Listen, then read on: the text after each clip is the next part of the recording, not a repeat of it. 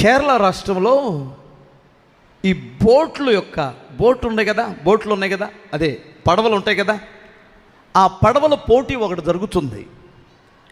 ఈ పడవల పోటీలో ఆ రెండు వర్గాలకి రెండు పేర్లు పెట్టారు. ఒకటి థామస్ కంపెనీ తరపున బోట్లు, రెండు అక్షయ కంపెనీ తరపున మరికొన్ని బోట్లు. ఈ రెండు కంపెనీల వారు రెండు బోట్లు పందెం కట్టుకున్నారు, ఏది ముందు అక్కడికి వెళ్ళిద్దని. ఏనండి జాగ్రత్తగా, వాస్తవంగా పేరొందినటువంటి కంపెనీ ఏమిటంటే థామస్ కంపెనీ.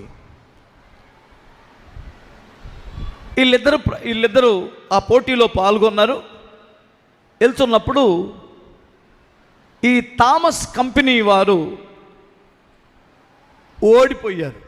ఇందులో 9 మంది ఉన్నారు, అందులో 9 మంది ఉన్నారు. ఒకడు చుక్కాని దగ్గర ఉంటాడు, మిగతా వారు 8 మంది తెడ్లేస్తారు. వినాలి జాగ్రత్తగా. తీరా గమ్యానికి చేరుకునేసరికి ఏది గెలుస్తారని ఊహించారో, ఏ థామస్ కంపెనీ మీద నమ్మకం ఉందో ప్రజలకి, వారు వెనకబడిపోయారు, ఆ పందెంలో ఓడిపోయారు. అక్షయ కంపెనీ అనేటువంటి ఈ బోటు ఈరికంటే ముందు చేరుకుంది.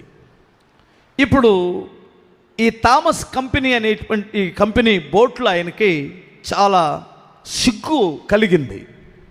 ఎందుకు ఇలా జరిగింది, మనం ఎందుకు ఓడిపోయాం, ఎన్నో వాటిల్లో పాల్గొని మనం జయమొందాం, ఈ విషయంలో ఎందుకు ఓడిపోయాం అని ఒక కమిటీనేసి మనం ఓడిపోవడానికి కారణం ఏమిటి, దీన్ని నాకు తెలుసుకొని ఖచ్చితంగా మీరు సర్వే చేసి చెప్పాలి అని చెప్పాడు. మనం ఎందుకు జయమొందలేకపోయాం, ఈ విషయం ఖచ్చితంగా నాకు తెలియాలి అని ఆ కంపెనీ ఓనరు ఒక బృందాన్ని పంపించాడు. వాళ్ళు తేల్చిన ఒకే ఒక్క మాటతో చెప్పాలి. వాళ్ళు తేల్చిన సంగతి ఏమిటంటే, అయ్యా, వాళ్ళు గెలవడానికి మనం ఓడిపోవడానికి చిన్న తేడా ఉంది.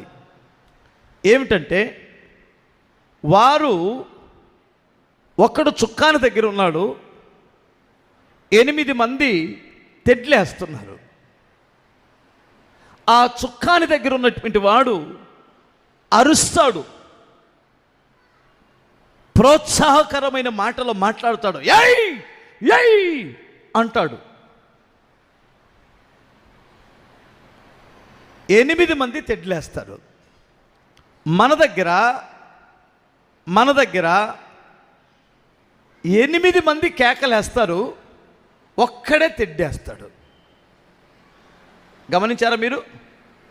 8 మంది కేకలేస్తారు, ఏయ్ తెడ్డేయాలి తెడ్డేయాలి తెడ్డేయాలి అంటున్నారు. తెడ్డేసాడు ఒక్కడు, కేకలేసేవాళ్ళు 8 మంది. మీకు అర్థమవుతుందా? అందుకు మన ఓటమికి కారణము అన్నాడట. ఇక్కడ మనం అర్థం చేసుకోవాల్సింది ఏమిటంటే, ఆ గెలిచిన బోట్లో ఒక్కడ మాట విన్నారు వాళ్ళు, ఒక్కడ ప్రోత్సాహంతో గెలవగలిగారు. మిగతా వారు తలంచుకొని పనిచేశారు. మిగతా వారు గెలవాలనే ఉద్దేశంతో తలంచుకొని చేశారు, సక్సెస్ అయ్యారు. మరొక బోట్లో ఒక్కడ మీద కష్టపెట్టి అందరూ కేకలేయటం నేర్చుకున్నారు. అందరూ కూర్చొని ఏయ్ గెలుస్తాం, పోనీ, లాగా, ఎయ్యి అని అంటున్నారు. ఆడ చతికిలబడింది. సేవ కూడా అంతే. ఒక్కని ప్రోత్సాహం, పరిచారకులు కావచ్చు, సంఘము కావచ్చు, సేవకులు కావచ్చు, అర్థమవుతుందా? ఈ మాట తీసుకొని ఎవడైతే పని చేస్తాడో వారు ఖచ్చితంగా గెలుస్తారు. గమనించాలి, ఖచ్చితంగా సక్సెస్ అవుతారు.